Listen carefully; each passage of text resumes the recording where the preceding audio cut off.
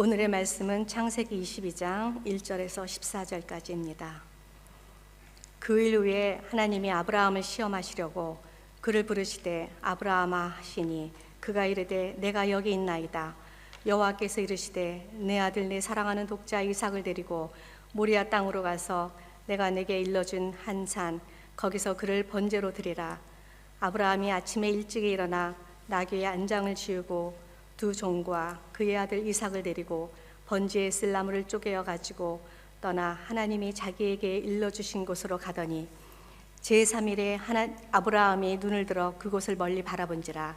이에 아브라함이 종들에게 이르되 너희는 나귀와 함께 여기서 기다리라. 내가 아이와 함께 저기 가서 예배하고 우리가 너희에게로 돌아오리라 하고, 아브라함이 이에 번제나무를 가져다가 그의 아들 이삭에게 지우고 자기는 불과 칼을 손에 들고 두 사람이 동행하더니 이삭이 그 아버지 아브라함에게 말하여 이르되 내 아버지여 하니 그가 이르되 내 아들아 내가 여기 있노라. 이삭이 이르되 불과 나무는 있거니와 번제할 어린 양은 어디 있나이까. 아브라함이 이르되 내 아들아 번제할 어린 양은 하나님이 자기를 위하여 친히 준비하시라고 하고, 두 사람이 함께 나아가서 하나님이 그에게 일러주신 곳에 이른지라. 이에 아브라함이 그곳에 제단을 쌓고 나무를 버려놓고 그의 아들 이삭을 결박하여 제단 나무 위에 놓고 손을 내밀어 칼을 잡고 그 아들을 잡으려 하니 여호와의 사자가 하늘에서부터 그를 불러 이르시되 아브라함아 아브라함아 하시는지라. 아브라함이 이르되 내가 여기 있나이다 하매 사자가 이르시되 그 아이에게 내 손을 대지 말라. 그에게 아무 일도 하지 말라. 내가 내 아들 내 독자까지도 내게 아끼지 아니하였으니 내가 이제야 내가 하나님을 경외하는 줄을 아노라. 아브라함이 눈을 들어 살펴본즉 한 순양이 뒤에 있는데 뿔이 수풀에 걸려 있는지라. 아브라함이 가서 그 순양을 가져다가 아들을 대신하여 번제로 드렸더라. 아브라함이 그 땅 이름을 여호와 이레라 하였으므로 오늘날까지 사람들이 이르기를 여호와의 산에서 준비되리라 하더라. 아멘. 아주 오래된 소설인데요. 최인훈 씨의 그 광장이라고 하는 소설입니다. 주인공은 이명준입니다. 해방이 되자 그의 온 가족들이 이제 만주에서 이제 서울로 귀국합니다. 어머니는 귀국 후 얼마 후에 사망을 하고 아버지는 공산주의자입니다. 그래서 그 이념에 따라서 월북을 합니다. 그 주인공 이명준은 혼자 남아서 대학을 철학과를 다니고 있습니다. 그때 그 경찰에서, 그 당시는 뭐 그런 이념 관계가 굉장히 대립이 있기 때문에 아버지가 월북한 걸 알고 그를 경찰서에서 잡아다가 굉장한 고문을 하고 내보냅니다. 그래서 그는 남한에 대해서 환멸을 느낍니다. 그래서 그는 아버지가 간 그 북에 그도 월북을 합니다. 그는 아버지를 속으로 존경했습니다. 아주 이상적인 사상가라고. 근데 정작 가보니까 거기서 젊은 여자와 재혼하고 아주 그 공산주의 하면 프롤레타리아, 아주 좀 노동자 계급 뭐 이런 사람들을 위한다고 했는데 정작 아버지는 젊은 여자와 결혼해서 거기서 굉장히 부르주아로 살고 있습니다. 그래서 그는 거기서 또 느낍니다. 거기서 그 북한의 그 이념이 얼마나 위선적이고 허위적인지를 느끼게 됩니다. 그러다가 6.25 전쟁이 발발해서 그는 인민군 장교가 돼서 서울로 이제 서울을 남한을 공격하러 내려왔다가 포로로 잡힙니다. 포로로 잡혀서 있다가 우리가 아시다시피 그 방공포로 석방 때 그는 이쪽 남한도 아니고 북쪽도 아니고 중립국을 택해서 인도를 택해서 인도 가는 배 이름이 타고루입니다. 타고 가다가 바다에 뛰어내려서 죽는다고 하는 걸로 소설을 마치는 것이 광장입니다. 왜 광장이라고 그 제목을 줬냐면, 우리 아시다시피 광장은 뭐 여의도 광장 뭐 이런 데는 길이 따로 없잖아요. 전체가 길이기도 하고 전체가 길이 아니기도 하고, 그러니까 광장에 홀로 서 있는 사람처럼 길이 없어서 어디가 길인지 몰라서 갈 바를 잡지 못한다. 곧 남한과 북한 사이에 끼어서 어디를 택할지 모르는, 양쪽 다 환멸을 느끼고, 또 중립국을 선택하지만 이것도 광장과 같은 갈 길이 모호한 곳이라 그야 인도 가는 길 배를 타서 그 바다로 뛰어내린다고 하는, 스스로 목숨을 끊는다고 하는 것. 어떻게 보면 우리 그 사람들은 내가 어느 방향으로 가야 할지를 모르고 사는 것이 이 주인공처럼 광장에 서 있는 모습입니다. 그런데 하나님께서는 뭐라고 말씀하십니까? 내가 내게 지시할 땅으로 가라고 말씀하셨습니다. 하나님께서 인도해 주시는 그 땅, 그곳, 그래야만이 사람은 광장이 아니라 길을 따라 살아갈 수 있다고 하는 것을 보여주고 있습니다. 자, 오늘 우리 성경은 22절에 무엇으로 시작하냐면 그 일 후에라고 시작을 합니다. 그 일 후에 이제 하나님이 이삭을 드리라고, 그래서 번제물로 바치라고 하죠. 엄청난 명령을 합니다. 끔찍한 명령이지요.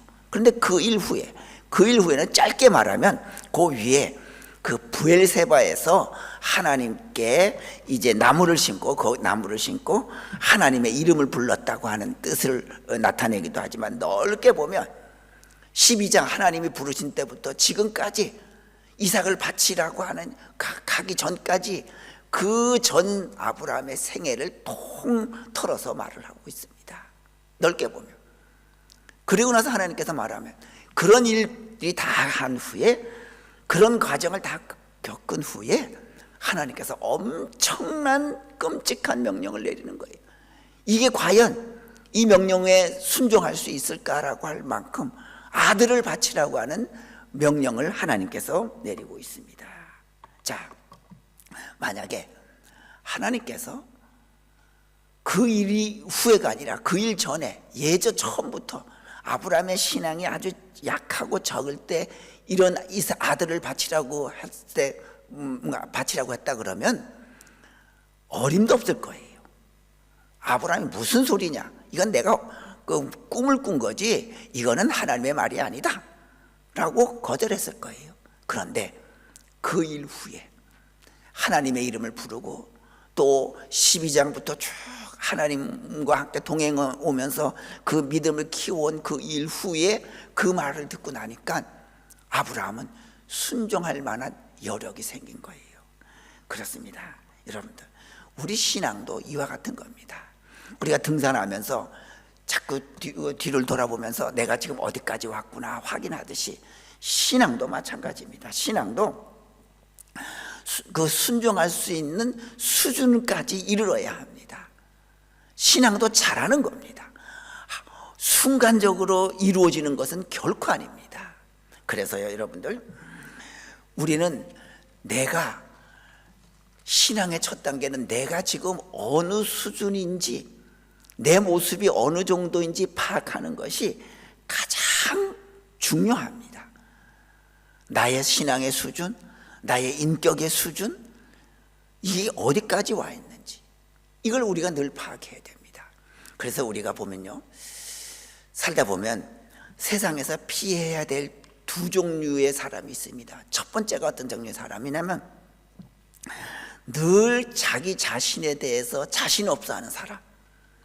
그래, 뭐 내가 남편 덕도 없고 복이 없는 사람이 자식 복도 없지 이러면서 늘 자기 자신을 그저 비판하는 사람.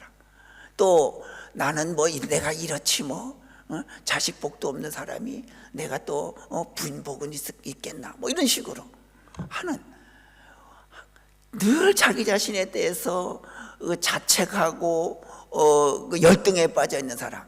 그래서 연애 학책에 보면요, 이런 여자 조심하라고 해요.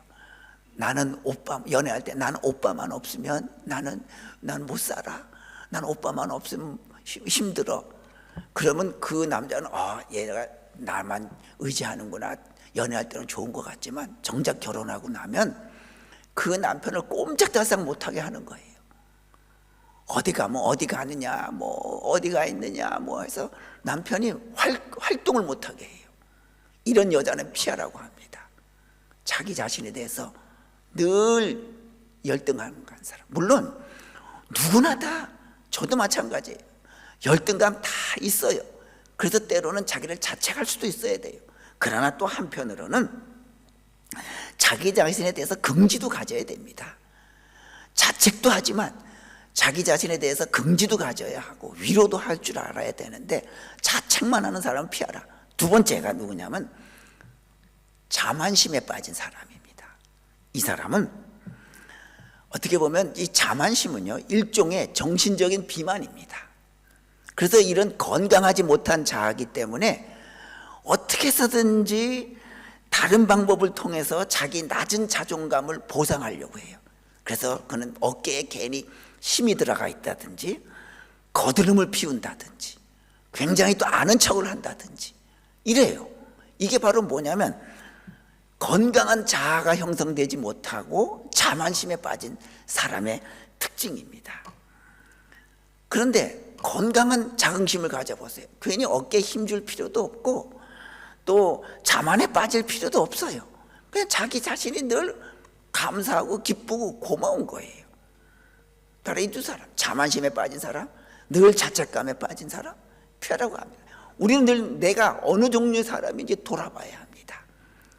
하나님께서 늘 그 아브라함에게 그 순종할 수 있는 여건이 되는 순간까지 기다렸던 것처럼 아브라함도 그 신앙을 쌓았던 것처럼 우리도 우리의 인격도 우리의 신앙도 점점 하나님의 말씀에 순종할 수 있을 만큼 나를 쌓아가는 우리가 될 수 있길 바랍니다. 자, 그러면서 이제 성경은 말합니다. 하나님께 2절에 뭐라고 말씀하냐면 2절에 여호와께서 이르시되 네 아들 네 사랑하는 독자 이삭을 데리고 모리아 땅으로 가서 내가 내게 일러준 한 거기서 그를 번제로 드리라. 자, 이삭을 번제로 제물로 드리래요. 누가 더 죽는 고통일까요? 이삭은 몰라요. 아직 몰라요. 아버지만 알아요. 사실 그 3일 동안 걸어가야 하는 그 길에 정작 죽고 싶은 마음은 아들이 아니라 아버지일 거예요. 내가 이 아들을 제물로 바쳐야 하다니. 그랬습니다. 하나님께서 요구하신 건 바로 그거예요. 아브라함 자신이 제물 되어지는 그 마음을 보길 원했던 거예요. 그러면서도 그걸 순종하려고 하는 그 아브라함의 마음을 보았던 겁니다. 바로 믿음은 다른 거 아닙니다.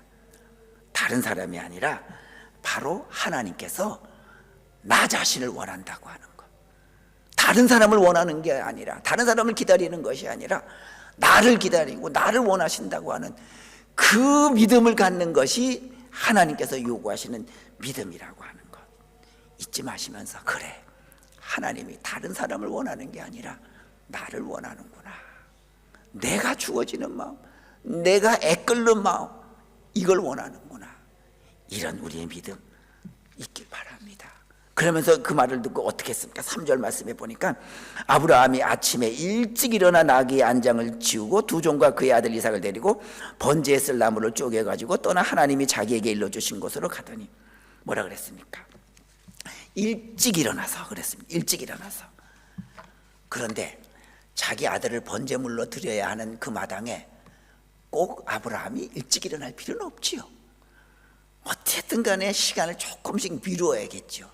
자꾸만 미루고 싶은 마음일 거예요. 조금 있다가 떠나자, 조금 있다가 가자, 정신때 가도 뭐 되니까. 그런데 아브라함은 그러지 않았어요. 일찍 일어났습니다. 일찍. 아브라함의 순종의 모습이 어떤 건지를 보여주고 있습니다.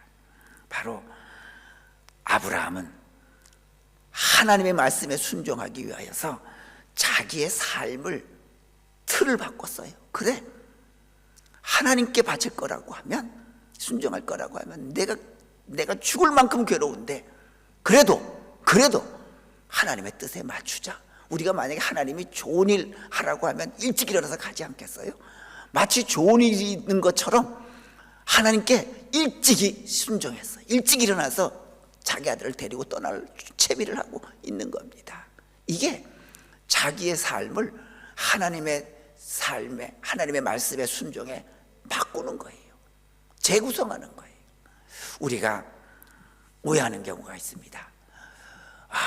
오늘 목사님 설교가 은혜로웠어, 오늘 목사님 설교는 꽝이었어.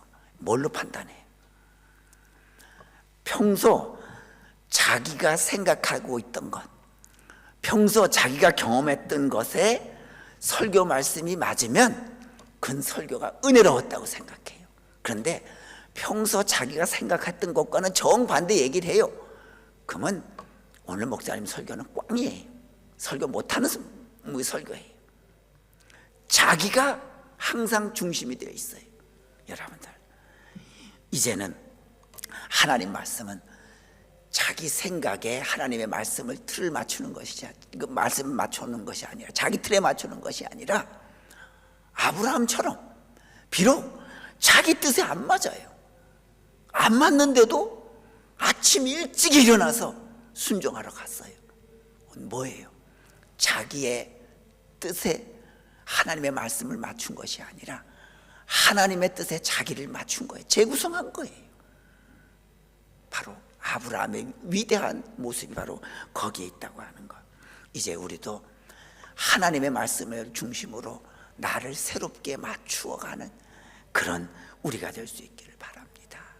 우리가 보통 말하는 솔로몬의 지혜할 때 하나님께서 어느 날 밤에 솔로몬에게 나타나서 내가 너에게 뭐를 해주길 원하느냐 할 때 나한테 부귀영화를 누리고 이 나라를 다 가지게 해주십시오, 안 그랬죠? 뭘 구했어요? 지혜를 구했어요. 지혜를 주십시오. 그랬더니 하나님께서 그래, 너 참 훌륭하구나, 다른 것도 아니고 지혜를 구하는구나. 그래서 지혜뿐만 아니라 그에게 모든 부귀영화를 다 주었다고 성경은 얘기합니다. 그런데요, 여기서 지혜가 뭐냐면 성경엔 지혜가 두 개예요. 히브리어로 하나는 비나예요. 이게 말하는, 우리가 말하는 지식, 명철이에요. 두 번째는 호크마예요. 이건 뭐냐면 듣는 마음의 자세란 뜻이에요. 바로 아브라함이 하나님께 지혜를 구한 것은 비나가 아니었어요. 지혜, 명철이 아니라 듣는 마음, 호크마를 원했어요. 하나님이 바로 그걸 보시고, 이걸, 그 호크마도 한국말로는 그냥 다른 말로 할 번역이 없어서 그냥 지혜라고 번역을 해서 똑똑함을, 명철을 원했구나라고 우리는 착각하지만 아니에요. 듣는 마음을 원했어요. 하나님의 말씀을 내가 잘 들을 수 있는 마음을, 그런 마음을 주십시오.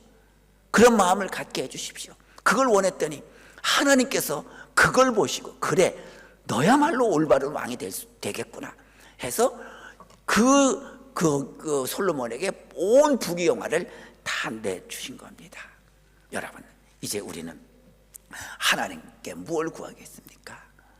아브라함처럼 일찍 내 마음에 안 맞아도 순종하겠다고 하는 그 자세로 일찍 일어나서 데리고 가는 그 하나님의 뜻에 자기를 맞추는, 하나님의 말씀을 듣는 솔로몬처럼 하나님의 말씀을 듣겠다고 하는 마음, 그런 믿음으로 우리가 하나님 앞에 신앙생활을 할 수 있기를 바랍니다.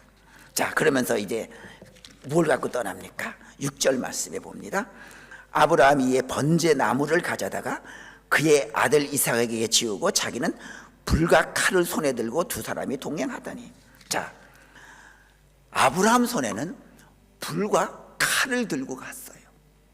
아마 그 당시는 성냥이나 뭐 그런 게 없기 때문에 집에서 불을 이렇게 붙여가지고 불을 이렇게 붙여가지고 그 불쏘시개를 가지고 갔겠죠. 그리고 칼을 가지고 갔어요. 그리고 아들에게는 나무를 쥐고 가게 했습니다. 여러분들, 문명에서 가장 중요한 게 무엇이었을까요? 당연히 불이지요. 당연히 불이지요. 칼은 사람의 의식, 먹는 거예요. 곧 모든 인간의 가장 문명에 중요한 것이 먹는 것, 사람이 먹는 것과 그리고 불, 그 불의 발견 때문에, 그 불 때문에 문명이 성장한 것이지, 인간 외에 불을 다룰 줄 있는 동물은 없지 않습니까? 그러니까 동물은 평생을 동물일 수밖에 없는 거예요. 자, 바로 생존과 직결됐던 불과 칼, 이것을 아브라함은 손에 들고 갔습니다. 그걸 가지고 하나님께 번제물로 드리려고요. 여러분들, 바로 그것입니다. 하나님께서 원하시는 것은 나에게 가장 귀하게 여기는 것으로 하나님을 섬겨라. 나에게 가장 소중한 것으로 하나님을 섬길 도구로 삼으라. 그것을 가지고. 그것이 과연 뭡니까? 건강입니까? 그럼 내 건강함으로 하나님께 영광 돌릴 수 있길 바라고. 내가 가지고 있는 것이 무엇입니까? 그것으로 하나님께 영광 돌릴 수 있는 도구로 삼을 수 있길 바랍니다. 또 한 가지는 불과 칼이 어떻게 보면 가장 위험한 도구예요.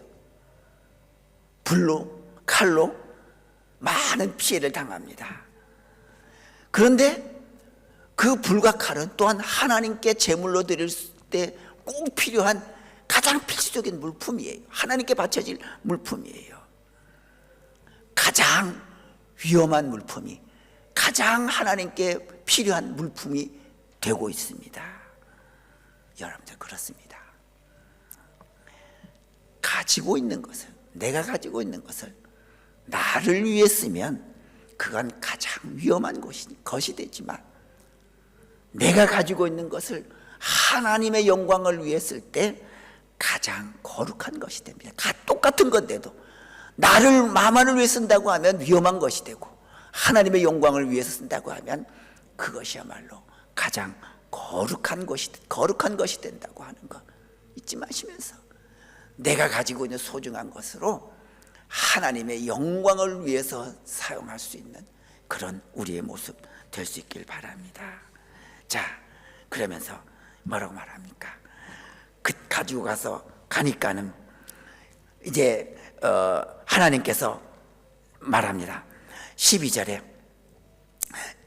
여호와의 사자가 하늘에서부터 그를 불러 이르시되 아브라함아 아브라함아 하시는지라. 아브라함이 이르되 내가 여기 있나이다 하며 사자가 이르시되 그 아이에게 내 손을 대지 말라, 그에게 아무 일도 하지 말라. 내가 내 아들 내 독자까지도 내게 아끼지 아니하였으니 내가 이제야 내 하나님을 경외한 줄을 아노라. 아브라함이 눈을 들어 살펴본즉 한 숫양이 뒤에 있는데 뿔이 숲풀에 걸려 있는지라. 아브라함이 가서 그 숫양을 가져다가 아들을 대신하여 번제로 드렸더라. 아브라함이 그 땅 이름을 여호와 이레라 하였으므로 그랬습니다.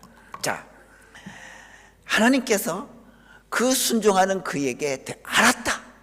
그리고 나서 뿔이 든 순양, 숲풀에 걸려있는 순양을 하나님께서 준비해 주신 순양을 보게 했고, 그 순양을 드리게 했고, 그 땅을 여호와 이레라고 했습니다. 자, 뭐라 그랬냐? 여호와 이레는 성경에 뭐라고 말합니까? 사람들이 이르기를 여호와의 산에서 준비되리라.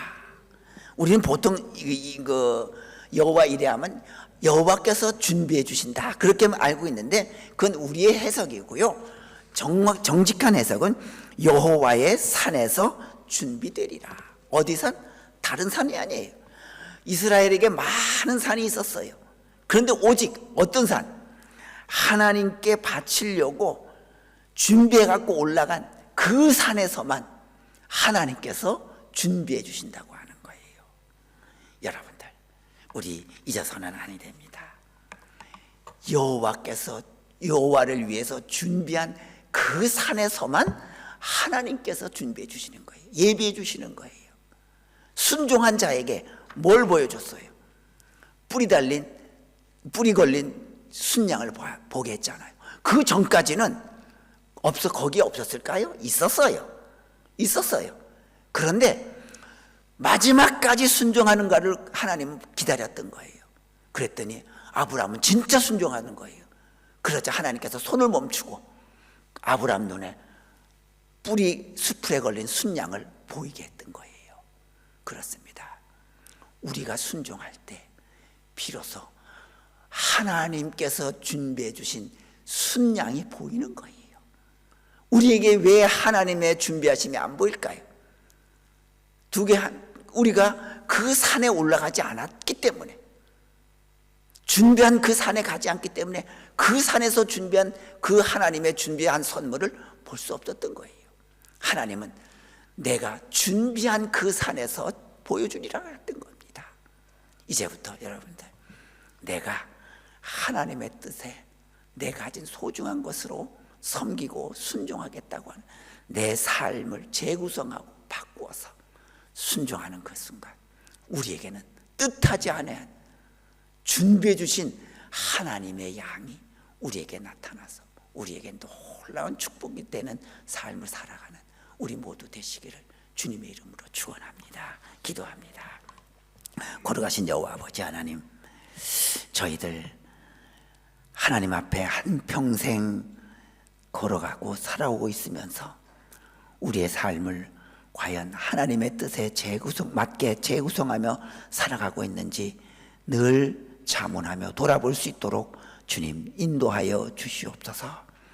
하나님의 말씀 앞에 내가 쥐고 있는 것으로, 내가 가장 소중하게 여기는 것으로 하나님을 섬기겠나라고 우리가 결심하게 하여 주시고, 그 결심이 순종으로 이어질 때에 하나님께서 우리에게 귀하게 준비해 주신 그 양과 같은 하나님의 축복의 선물이 우리에게도 나타나서 우리가 하나님의 준비된 산에서 하나님의 선물을 받고 살아가는 우리의 삶이 되도록 인도하여 주시옵소서. 예수님의 이름으로 기도드리옵나이다. 아멘.